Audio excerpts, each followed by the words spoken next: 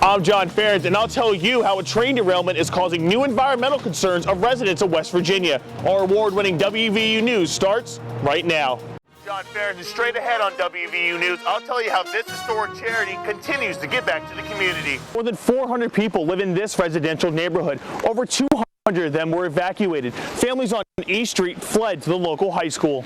The settlement house helped 25 new families last month and over 200 families altogether. The supplies they pack help families for over 60 days.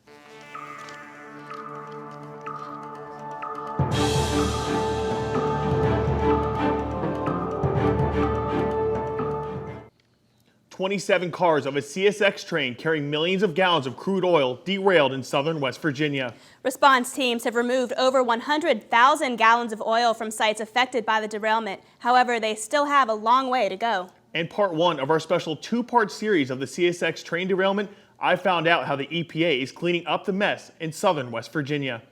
A train derails in Fayette County. Flames hundreds of feet in the air from these rail cars that derailed. On February 16th, a train carrying more than 3 million gallons of crude oil derailed in Fayette County, West Virginia.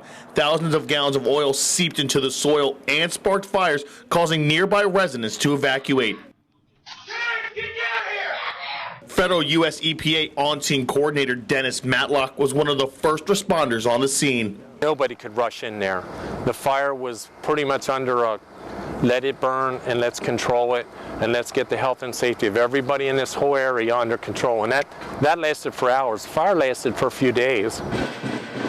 The train was owned by CSX Transportation, one of the largest oil transporters in the country. The 100-car train was going under the 50-mile-an-hour speed limit before it derailed, causing only one injury. But problems still continue. Over 170,000 gallons of oil has already been collected. 50,000 of that is an oily, watery mixture. The rest of it has seeped into soil, which will cause it to naturally degrade over time. CSX and the EPA are using several methods to remove the oil from the environment.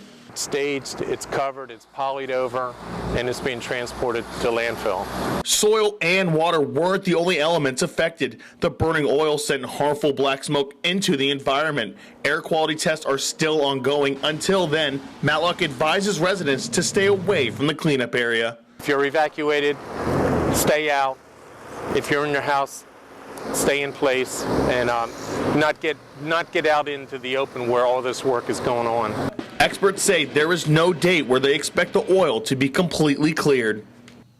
In part two of our special CSX train derailment series, I found out how residents are reminded of the train derailment every single day. It's really one of the scariest times I've ever experienced. This is how residents of Boomer's Bottom, West Virginia described the scene just minutes after a CSX train carrying millions of gallons of oil exploded only a few hundred feet away from their homes. The accident happened just after 1 o'clock on February 16th, and Elizabeth Flo Shepard was home when the train derailed. She vividly remembers the scene. I came running out on the front porch. I looked toward the river. About 5-6 houses down, the whole river was engulfed in flames. I mean, literally just more and more flames were going up. The flames were so strong that Shirley Rose, who lives across the lake from where the accident happened, could feel the fires in her home. I could feel the heat through the window. Uncomfortable temperatures were not the only effects that residents felt right away. The train exploded with such force that houses began to crack. Firefighters arrived on the scene shortly after and began to evacuate residents. More than 400 people live in this residential neighborhood. Over 200 of them were evacuated. Families on East Street fled to the local high school. Thick, black smoke from the explosion began to billow over the neighborhood, making it almost impossible to see or breathe. The burning of my eyes, the hoarseness, because you're breathing it in. No one was killed in the accident, but one resident who lived right next to the train tracks barely made it out alive. The man came running out the front door with flames coming down both sides of his house, and he just barely missed the flames. The accident caused more than enough scares, but taught Elizabeth a lifelong lesson. It makes you think, every day's a blessing. Almost all of the families have returned to their homes, and cleanup efforts, they're still ongoing.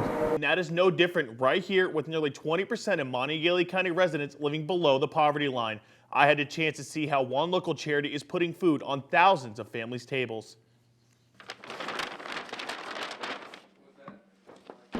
For nearly a decade, the Scotts Run Settlement House has helped struggling families in Westover and Star City put food on the table. Their food pantry is one of the largest in the state, and director of the food pantry, Denise Rush, sees why the charity's cause is so important. Where there's changes in your household.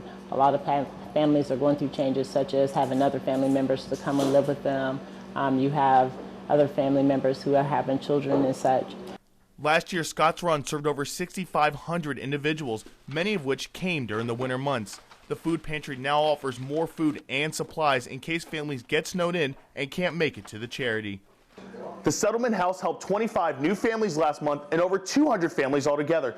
The supplies they pack help families for over 60 days. A team of 4 volunteers help rush complete orders placed by families. Families can place orders by requesting supplies based on what the settlement has to offer. Volunteers like Justin Layton help pack supplies and deliver them to clients. It's canned food, a bunch of frozen food like sausage, hot dogs, hams, frozen bread, pepperoni rolls, desserts. Just depends on how big your family is on what they receive. Scotts Run also provides programs for seniors and gives away children's school supplies. New programs and more clients are propelling the charity to new heights.